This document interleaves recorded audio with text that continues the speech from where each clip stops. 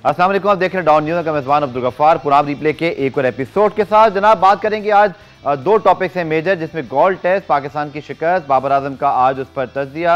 उन्होंने बात की कि सीरीज़ में क्या हुआ क्या नहीं हुआ। इसके साथ साथ कॉमनवेल्थ गेम्स का जनाब आगाज़ हो गया है, पाकिस्तानी खिलाड़ी भी इन एक्शन हैं और पहला गोल्ड मेडल जो है वो मेज़बान बरतानिया ने हासिल किया है। पूरी आपको तफसीलात बताएंगे इन गेम्स की भी कि अब तक क्या सूरत हाल है। कल बड़ी शानदार ओपनिंग सेरेमनी भी हुई, उसकी भी रिपोर्ट दिखाएंगे। और हमारे साथ मौजूद हैं सीनियर स्पोर्ट जर्नलिस्ट लीना अजीज, उन्हें खुशामदीद कहते हैं। लेकिन लीना, चूंकि आज बाबर ने बात की है इस टूर के हवाले से, तो पहले मैं चाहूँगा कि बाबर का खुद क्या कहना था, पहले हम वो नाज़रीन को दिखाते हैं, फिर आके आपका तस्वीर हासिल करते हैं।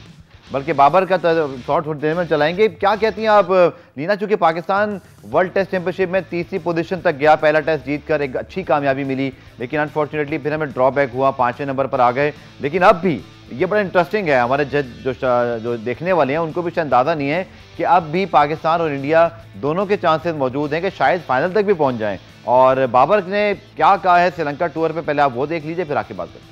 ओवरऑल काफ़ी अच्छा टूर रहा है, काफ़ी पॉजिटिव चीज़ें थी इसमें। और जैसा हमारा प्रिपरेशन थी टूवर्स टू इस टूर के लिए, तो वो काफ़ी अच्छी प्रिपरेशन थी हमारी शुरू से। जिस तरह हमारा कैंप लगा था पिंडी में, और उसके बाद जो मेन थिंग ये थी कि जो हमें एक प्रैक्टिस मैच मिला था, उससे हमें काफ़ी फ़ायदा मिला था। काफ़ी अच्छी परफॉर्मेंसेस भी रही हैं अब्दुल्ला शफीक की तरफ से, आगा सलमान की तरफ से, फास्ट बॉलर्स की तरफ से, स्पिनर की तरफ से।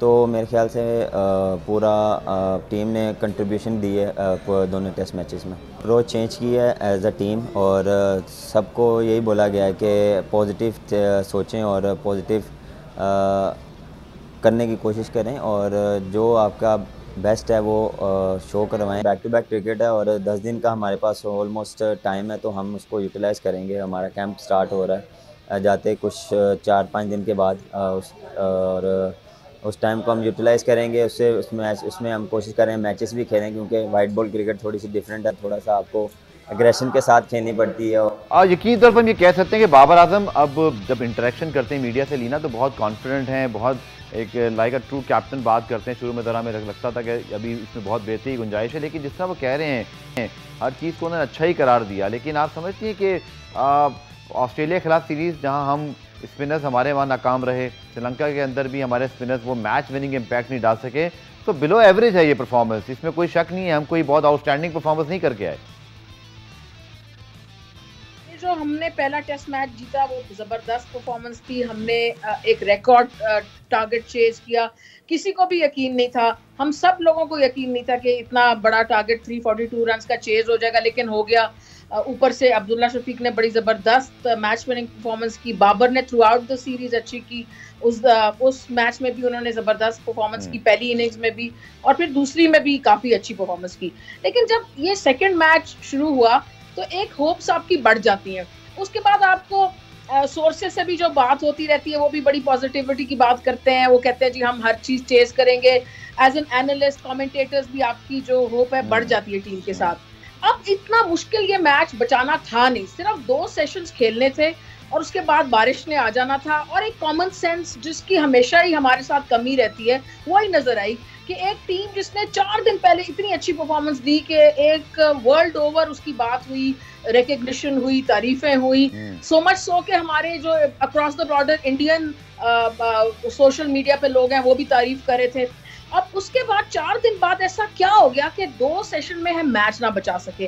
देखिए उसमें भी बड़ी बातें होती हैं। एक तो आपने जब अजहर अली को ड्रॉप किया, मैं कहती हूँ बिल्कुल सही किया। मैं हालांकि वो मेरी अपनी बहुत, लेकिन लीना मेरा यहाँ आर्गूमेंट है आपसे, आप कह रही हैं उनको आपने सही ड्रॉप किया, लेकिन मुझे एक बात बताएं, अगर आपने सिर्फ एक मैच की बुनियाद पर ही उनको टीम से ड्रॉप करना था या उनकी फॉर्म अच्छी नहीं थी, तो फिर वो टूर पे क्यों गए थे? फिर आप तो स्पॉट ज़ाया करते ना। मेरा तो यही तो कंसर्न है पाकिस्तान क्रिकेट पर कि क्लैरिटी नहीं है सिलेक्शन के अंदर। आप फवाद आलम को जाती ड्रॉप करते हैं, फिर आप उनको लेके क्यों गए? फिर आप अजहर अली के इनफॉर्म आउट ऑफ फॉर्म होने का वेट करते हैं, दूसरे टेस्ट से ड्रॉप करके फिर फवाद को ले आते हैं। तो फिर फवाद पहले ड्रॉप सही हुए थे या बाद में गलत आए हैं? कोई क्लैरिटी नहीं है सिलेक्शन की। देखिए आप सही कह रहे हैं, कुछ हद तक आप बिल्कुल सही कह रहे हैं, लेकिन अजहर अली क्योंकि इतने बड़े सीजन प्लेयर हैं और पाकिस्तान के लिए इतना परफॉर्म किया हुआ है तो एकदम ड्रॉप नहीं कर सकते थे। जब उन्होंने वो फर्स्ट टेस्ट मैच में वो बिल्कुल ही ऑफ कलर नजर आए, कुछ ही उनको समझ नहीं आ रही थी बहुत, तो फिर क्योंकि ये सिर्फ 2 मैच की सीरीज थी तो डिसीजन जल्दी लेना था, लेकिन डिसीजन लिया गलत। मैं कहती हूँ कि नमान को खिलाने की कोई जरूरत ही नहीं थी। जब आप नवाज आपके पास हैं तो आप क्यों एक्स्ट्रा लेफ्ट आर्म स्पिनर खिला रहे हैं? आपने शान मसूद को क्यों नहीं कहा कि वो नंबर 3 बैट करें और बाबर अपनी ओरिजिनल पोजीशन रख के नंबर 4 पे आए, उसके साथ सारा कुछ सही रहता। अब देखिए आप कप्तान जो इतना जिसकी दुनिया में इतनी धूम है, जिनकी फॉर्म इतनी जबरदस्त है, आईसीसी में रैंकिंग में वो टॉप पे जा रहे हैं, उसकी पोजीशन चेंज करानी पड़ गई। भाई क्यों? आप ये सोचें कि नंबर 3 पे जो ओपनर होता है वो शान मसूद ओपनर है, वो आसानी से नंबर 3 पे अजहर अली को रिप्लेस करता। और अब जब सलमान आगा को खिला रहे हैं as an all rounder, that means आपको उसको एज अ बॉलर पूरा यूटिलाइज करना चाहिए। तो छठे बॉलर की यानी कि नुमान की एक तो अंडर यूटिलाइजेशन हुई, उसकी कोई फॉर्म नजर नहीं आई, और उसके तो बजाय आराम से हम शान मसूद को खिला सकते थे और रिजल्ट भी डिफरेंट हो सकता है। बिल्कुल आपने ठीक कहा, क्योंकि इसका 2 बड़े डिसएडवांटेज हुए। एक तो शान मसूद जो कि अपने कैरियर की बहुत अच्छी फॉर्म में हैं, पीक पर हैं, उनको नहीं खिलाया। दूसरा ये एक ड्रॉबैक रहा, आपने स्पेशली लीना, आप बड़ी टेक्निकलिटीज़ को देख रही होती हैं मैच देखते हुए, आपने देखा होगा कि पहली इनिंग में जब बाबर नंबर 3 पे खेले वो अनकंफर्टेबल दिखाई दे रहे थे अपने नंबर से थोड़ा ऊपर आकर। रिजवान इसी तरह नंबर 4 पे कभी नहीं खेलते, फवाद नंबर 5 पे आए, और ये सब प्लेयर वक्त से पहले आए तो बाउंस मुझे लगा जज नहीं कर पा रहे थे, इसलिए बैकफुट पे एलबीडब्ल्यूज हुए हैं, इनसाइड एजेस हुए हैं, बोल्ड हुए हैं। तो हमने तो अजहर अली को ड्रॉप करके भी कुछ ठीक फैसला नहीं किया और हमने अपने बैट्समैनों को ऑकवर्ड पोजीशन में खुद डाल दिया, उनके नंबर सबको एक एक ऊपर आना पड़ा। बिल्कुल, देखिए आम लोग ये रियलाइज नहीं करते कि जो बैटिंग ऑर्डर होता है, एक प्लेयर का नंबर होता है, वो एक्सट्रीमली इंपॉर्टेंट होता है। आपने बिल्कुल सही पॉइंट आउट किया कि विजिबली अनकंफर्टेबल नजर आ रहे थे बाबर पहली इनिंग्स में। दूसरी इनिंग्स में उन्होंने कोशिश की, लेकिन वो फिर बात यही थी कि सही डिसीजन नहीं हुआ। शान मसूद को लाते, फॉर्म को यूटिलाइज करते, या फिर उसको डरम के लिए खेलने देते। आप उसको काउंटी छुड़वा के लाए भी, आपने यूटिलाइज भी नहीं किया। तो ये सारे डिसीजन, और बिल्कुल सही बात है कि नंबर 4 बिल्कुल रिजवान का नंबर नहीं है, वो अपने ओरिजिनल नंबर पे बिजी प्लेयर है, typical wicket keeper type, single double और चौके लगाना, और वो मतलब एक बिजी एटमॉस्फेयर में। नंबर 4 जो प्लेयर है ना, वो टिपिकल बाबर जैसा प्लेयर होता है, वो उसकी कैलिबर एक नॉच ऊपर होती है, लिहाजा नंबर 6 तो जबरदस्त पोजीशन है रिजवान के लिए, लेकिन नंबर 4 नहीं। बिल्कुल इसी तरह अगर हम बात करें, चले आप शान मसूद को ना खिला रहे होते, मिड ऑर्डर में अगर आपको फिर एक स्पेस क्रिएट करनी थी तो फिर आप सऊद शकील को लेकर आते, जो एक मतलब सीजन्ड कैंपेनर है, प्रॉपर मिड ऑर्डर के अंदर या टॉप, यहाँ जहाँ भी उसको आप चाहें वो खेल सकता है। लेकिन आपने तो ये दोनों टेस्ट में अपॉर्चुनिटी ज़ाया कर दिया, अजहर भी नहीं खेले और आपने किसी यंगस्टर को भी चांस नहीं दिया। अब हम इंग्लैंड में क्या करेंगे? क्या हम फिर एक डेब्यू कराएंगे या फिर हम अजहर को वापस लेकर आएंगे? तो मुझे तो लीना इस हार से ज़्यादा इस बात का दुख है कि हमने दोनों टेस्ट मैचेस में कॉम्बिनेशन ठीक नहीं खिलाए। हमने पहले टेस्ट में 3 फास्ट बॉलर खिला दिए और हमने फवाद आलम को इमीडिएटली ड्रॉप कर दिया जाते ही कौन ड्रॉप करता है अपने टॉप परफॉर्मर को? बिल्कुल सही कहा, 3 फास्ट बॉलर। देखिए श्रीलंका ने खुद 1 फास्ट बॉलर खिलाया था, उनकी पिच है, उनकी कंडीशंस हैं, उन्होंने वो बिल्कुल सही रीड करके 1 फास्ट बॉलर खिलाया था। आप चले 1 ना खिलाते तो आप 2 खिला देते, 3 की तो कोई तुक ही नहीं बनती। और अहसन अली बिल्कुल ऑफ कलर नजर आए सारी सीरीज के। और नसीम जिनकी एक्शन पे बड़ी बात हो रही है कि उनका जो पाँव है, जब वो जाता है क्रीज पर, वो पाँव पड़ता है तो वो फाइन लेग की तरफ होता है, उसके बावजूद उसने बड़ी अच्छी परफॉर्मेंस की और बड़ी दलेराना परफॉर्मेंस की और पाकिस्तान के लिए विकेटें भी ली। तो लिहाजा 2 फास्ट बॉलर्स बिल्कुल सही थे और 3 की तो कोई गुंजाइश ही नहीं थी। तो पहले ही मैच से इन्होंने गलत कॉम्बिनेशन खिलाया। वो तो एक एक्स्ट्रा ऑर्डिनरी इनिंग्स आई अब्दुल्ला शफीक की, जिसकी वजह से वो मैच हम जीत गए, यादगार मैच रहेगा। लेकिन देखिए ये बड़ा हमारे पास नादिर मौका था सीरीज फॉरेन सॉइल पे जीतने का, जो हमने गलत डिसीजन मेकिंग की वजह से, गलत कॉम्बिनेशन खिलाने की वजह से, थॉट प्रोसेस ना होने की, सही थॉट प्रोसेस ना होने की वजह से नादिर मौका जाया किया। और देखिए सबसे बड़ी गफार बात है कि हमने 4थी पोजीशन सरेंडर किसको की? अभी आप बताएं, इंडिया को हमने वो सरेंडर की। तो जो गम है ना, वो जैसे कहते हैं ना, खुशी दुबाला हो जाती है, गम भी बहुत दुबाला हो चुका है। हाँ बिल्कुल आपने ठीक कहा। और अभी लेकिन मैं आपको बताऊंगा ब्रेक के बाद कि कल क्रिकइन्फो ने बड़ा डिटेल आर्टिकल क्यों पाकिस्तान इंडिया के पास अब भी बड़ा अच्छा चांस है, बिकॉज पाकिस्तान के पास होम सीरीज के में मैचेस मौजूद हैं। भारत को और बांग्लादेश में अवे और फिर ऑस्ट्रेलिया के खिलाफ होम सीरीज खेलनी है, तो Pakistan India can still qualify for the final of the world test championship. कैसे, ये आपको बताता हूँ इस शॉर्ट ब्रेक के बाद। पुनाम रिप्ले में खुशामदीद। और अब बात करते हैं जनाब कुछ आने वाली मैचेस की, स्पेशली आईसीसी टेस्ट चैंपियनशिप जो है वर्ल्ड टेस्ट चैंपियनशिप, उसमें लीना बड़ी अच्छी एक रिसर्च की है क्रिकइन्फो ने। उनके मुताबिक पाकिस्तान के पास चूंकि अब भी 5 होम सीरीज के मैचेस हैं अगेंस्ट इंग्लैंड और फिर न्यूजीलैंड, भारत के पास भी अभी अवे में ऑब्वियसली बांग्लादेश को वो हरा सकते हैं, इसी तरह उनको होम सीरीज खेलनी है अगेंस्ट ऑस्ट्रेलिया। तो still we have a chance to improve win percentage, जो कि 58 से डायरेक्ट 50 से गिर गई, but still we have. But आपको लगता है लीना कि हम जो 5 मैचेस हैं इनकी यूटिलाइजेशन कर पाएंगे? इससे बड़ा एडवांटेज क्या मिलेगा कि हम अपने होम ग्राउंड पर 5 मैचेस खेल रहे हैं? देखिए ये जो मौका था ना श्रीलंका के अगेंस्ट नादिर था, क्योंकि आगे ये जो मैचेस आ रहे हैं ना इंग्लैंड और न्यूजीलैंड के खिलाफ, ये किसी तौर पर भी आसान नहीं होंगे। ये बड़ी टॉप टीम्स हैं दोनों, इनको चाहे हम घर में खेलें या हम बाहर खेलें, हराना आसान नहीं होगा। मैं ये नहीं कह रही कि नहीं हरा सकते, लेकिन हरा सकते हैं अगर आप प्रॉपर पिचेस बनाएं, अगर आप फेयर पिचेस बनाएं, इनसे डर के पिचेस ना बनाएं और ये सोचें कि हमारी टीम में एबिलिटी है कि हम हरा सकते हैं। अगर आपने नेगेटिवली पिचेस बनाई और ये सारा काम नेगेटिव किया तो फिर तो बिल्कुल नहीं हरा सकते।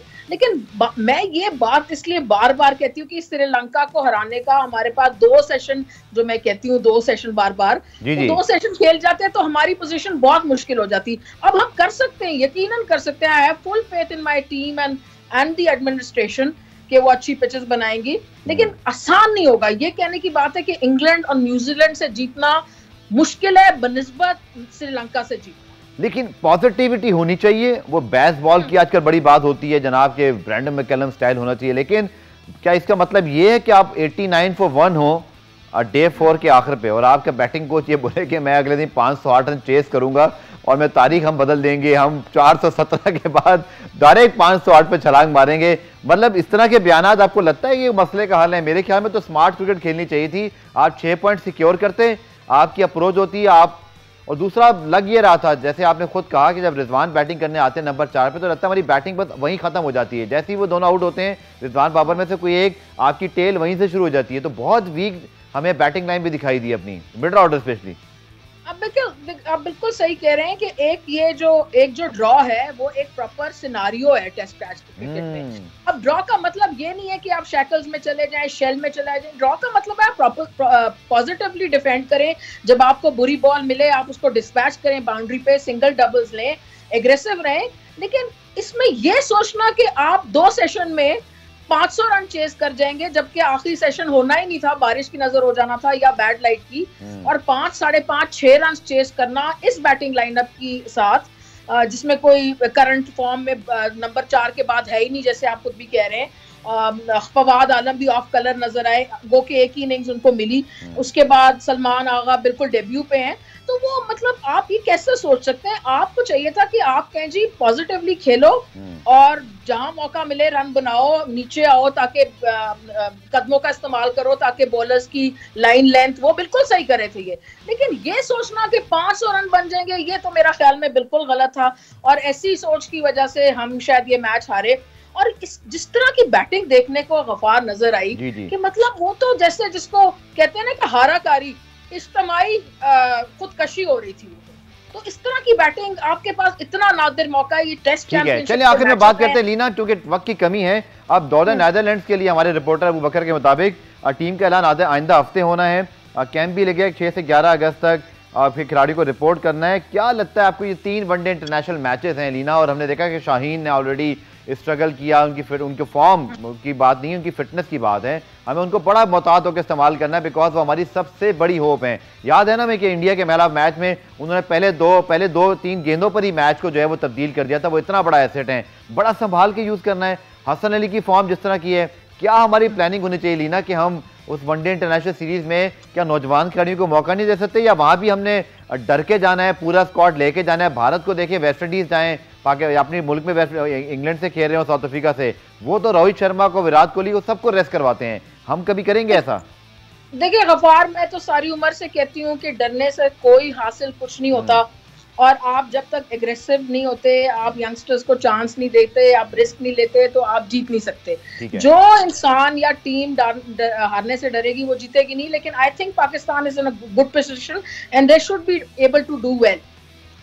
बिल्कुल ठीक है, चलें, बहुत बहुत शुक्रिया लीना आपका। प्रोग्राम में ब्रेक शामिल करते हैं। ब्रेक आएंगे तो दुनिया खेल के बड़े मुकाबले शुरू हो गए जनाब। कॉमनवेल्थ गेम्स बर्मिंघम में पहला मेडल भी मेजबान इंग्लैंड के नाम रहा। पाकिस्तान के खिलाड़ियों की आज कारकर्दगी तो अच्छी नहीं रही, लेकिन हमारे पास है कुछ मेडल होप्स, उनके हवाले से बात करेंगे इस शॉर्ट कमर्शियल ब्रेक के बाद।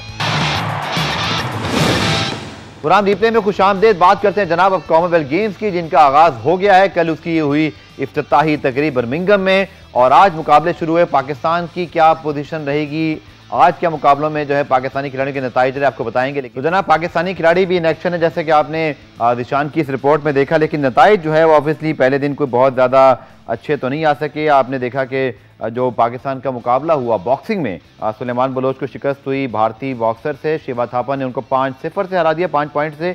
इसी तरह अगर हम बात करें तो फिर पाकिस्तान के जो स्विमर्स हैं, यकीन तौर पर कोई अच्छी कारकर्दगी हमने एक्सपेक्टेड भी नहीं थी, चूँकि दीगर गेम्स हैं जिन पर अच्छा है, लेकिन हसीब तारिक बीट हीट 2 में पहली पोजीशन के बावजूद अगले राउंड में ना पहुंच सके। इसी तरह अगर जहारा बीबी की बात करें तो वो भी 200 मीटर फ्री स्टाइलिंग स्विमिंग के पहले ही राउंड तक महदूद रही। इसी तरह अगर देखें मिशाल आयशा हयात भी 50 मीटर ब्रेस्ट स्ट्रोक में स्विमिंग इवेंट में नाकाम रही, और बिस्मा खान भी 100 मीटर बटरफ्लाई में अगले मरहले में जगह ना बना सकी। तलाल डार जिनकी बड़ी नज़र है, लाहौर से हमें ज्वाइन कर रहे हैं, स्पोर्ट्स जर्नलिस्ट हैं। तलाल, यकीन तौर पर आज वाले मुकाबलों में तो आपको मुझे सबको पता था कि यहाँ कोई बहुत अच्छे हमें नतीजे एक्सपेक्टेड नहीं है, बट हैं मेडल होप्स हमारे पास। अरशद नदीम हैं, इनाम बट हैं, इसी तरह हमारे पास माहूर भी बेहतर कर सकती हैं। आपका तज्जिया क्या है? पाकिस्तान में खेलों की सहूलियात भी तो नहीं है ना। नीरज चोपड़ा पूरे साल ट्रेनिंग करते हैं, करोड़ों रुपए उन पे लगते हैं। अरशद नदीम बेचारा एक इवेंट खेल के कॉमनवेल्थ में गया है। जी बिल्कुल गफार भाई, आपने बिल्कुल ठीक कहा। ओलंपिक्स के बाद ये वर्ल्ड चैंपियनशिप जो हुई है अभी यूएसए में, उसमें बड़े अरसे बाद अरशद नदीम ने हमें नजर है एक्शन में, और उनकी बड़ी अच्छी कारकर्दगी रही। उनकी ओलंपिक्स से उन्होंने बेहतरी थ्रो की, लेकिन वो 5वीं पोजीशन पे है। और अरशद नदीम, जैसे आपने कहा कि वो उनका मेडल जीतने का बड़ा अच्छा चांस है, क्योंकि नीरज चोपड़ा भी आउट हो गए कॉमनवेल्थ गेम से, और जो वर्ल्ड चैंपियन है ग्रेनाडा के एंडरसन पीटर्स, उनके साथ अरशद नदीम का अच्छा मुकाबला होगा। इनाम बट 2 बार के गोल्ड मेडलिस्ट है, रेसलर 2010 में न्यू दिल्ली में जीते थे गोल्ड मेडल, 2018 में फिर जीते ऑस्ट्रेलिया में, उनका अच्छा चांस है। माहूर शहजाद का आपने नाम लिया, माहूर शहजाद का भी मैच शुरू होने वाले हैं भारत के खिलाफ, लेकिन उनकी जो आपको पता है PV Sindhu world class player है, 2 बार की ओलंपिक मेडलिस्ट है, तो माहूर शहजाद के लिए तो काफी मुश्किल होने वाला है। वेट लिफ्टिंग में हमारा अच्छा चांस है, क्योंकि नूर दस्तगीर बट पिछली गेम्स में ब्रॉन्ज मेडल जीते थे। इस बार भी उनकी ब्रॉन्ज या सिल्वर की तो उनसे तवक्को है, शायद वो गोल्ड मेडल भी जीत सकते हैं। और पिछले साल जो कॉमनवेल्थ वेट लिफ्टिंग चैंपियनशिप हुई थी उसमें तो नूर दस्तगीर बट ने सिल्वर मेडल जीता था। तलहा तालिब की कमी काफी हम महसूस करेंगे, अनफॉर्चुनेटली डोपिंग चार्जेस उन पे लगे, जिसकी वजह से उन पे बैन लगे है, वरना उनसे मेडल की अच्छी उम्मीद थी, क्योंकि पिछली बार भी वो कॉमनवेल्थ गेम्स में मेडल जीते थे। ठीक है जनाब, पहला मेडल आज का जो है वो नाम रहा कॉमनवेल्थ गेम्स का बरतानिया, और उन्होंने ट्रायथलॉन में पहला गोल्ड मेडल हासिल किया, और अभी ये रेस जारी रहेगी। लेकिन तलाल, अगर हम बात करें ओवरऑल इन गेम्स की, तो क्या लगता है आपकी प्रेडिक्शन क्या है? कौन ऑब्वियसली ऑस्ट्रेलिया हो या बरतानिया हो, ये हमेशा से डोमिनेट करते हैं, बट आप इस बार क्या देख रहे हैं मेडल टैली पे? टॉप 5 पोजीशंस कहां जा सकती हैं? ऑस्ट्रेलिया ऑब्वियसली बहुत आगे है बाकी मुल्कों से इसमें कॉमनवेल्थ में, क्योंकि ऑस्ट्रेलिया तो जो ओलंपिक्स होती है उसके टॉप के मुल्कों में शामिल होता है। और स्विमिंग के यहाँ पे काफी ज्यादा मेडल्स हैं, जिसमें स्विमिंग में ओलंपिक्स में तो अमेरिका होता है उनका मुकाबला करने के लिए ऑस्ट्रेलिया का, लेकिन यहाँ पे उनको किसी से इतने खास मुकाबला नहीं उनका होगा। स्विमिंग में उन्होंने इतने ज्यादा मेडल जीत जाने कि वो ओवरऑल भी वही जीतेगा ऑस्ट्रेलिया। और जिस तरह आपने बात की कि पाकिस्तानी जो स्विमर्स हैं उनकी एक बड़ी डिसअपॉइंटिंग परफॉर्मेंस रहती है, अगर हम स्विमिंग में मेहनत करें तो हम जरूर इसमें मेडल टेबल में आगे आ सकते हैं, लेकिन कभी हमने ना कॉमनवेल्थ गेम्स में ना एशियन गेम्स में कहीं भी हमारे स्विमर्स की इतनी कोई खास कारकर्दगी नहीं होती, बल्कि हमारे तो बहुत से लोगों को हीट का सिस्टम भी नहीं पता। बहुत से लोग मुबारकबाद दे रहे थे कि जी हसीब ने पहली पोजीशन ले ली हीट में, लेकिन उनकी 35वीं पोजीशन थी ओवरऑल। तो ऑब्वियसली जब हम लोगों की थोड़ी नॉलेज बढ़ेगी, थोड़ा इंटरेस्ट बढ़ेगा, तभी हम लोग उस गेम में आगे आएंगे, लेकिन फिलहाल तो स्विमिंग में ऐसा होता नजर नहीं आ रहा। ठीक है, पुराने ब्रेक शामिल करते हैं, ब्रेक से वापस आकर मजीद भी कुछ कॉमेंट करेंगे। इसके साथ साथ कश्मीर प्रीमियर लीग और पाकिस्तान सुपर लीग फ्रेंचाइजीज बहुत एक्टिव हैं और ये दोनों इवेंट पाकिस्तान क्रिकेट के लिए बड़े इंपॉर्टेंट है। इस हवाले से भी आपको अपडेट देंगे शॉर्ट ब्रेक के बाद।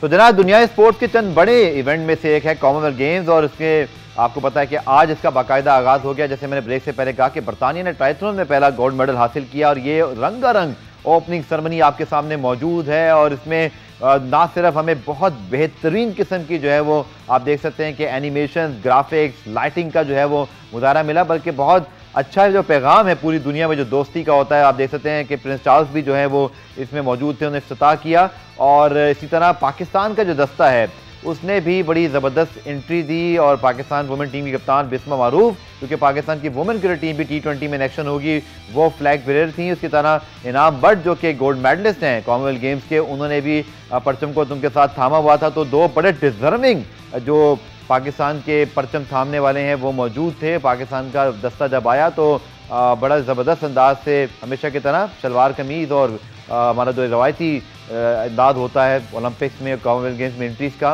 उस तरह पाकिस्तान की एंट्री आप देख सकते हैं कि वाइट शलवार कमीज़ और इसी तरह सब वेस्ट कोट में पाकिस्तान के दस्ते ने जो है वो एंट्री दी और तमाम खिलाड़ी बड़े पुरजोश दिखाई दे रहे हैं। वुमेन क्रिकेट टीम के खिलाड़ी सबसे आगे हैं और बहुत खुश दिखाई दे रही हैं और उनको भी पहली मरतबा किसी गेम्स में जाने का मौका मिला। मुझे याद है एशियन गेम्स से पाकिस्तान ने एक मरतबा गोल्ड मेडल जीता था, लेकिन अब ये बड़ा अच्छा मौका है पाकिस्तान वुमेन टीम के पास कि एक बड़े मुकाबलों के अंदर जो है वो अपनी धाक बिठाएं।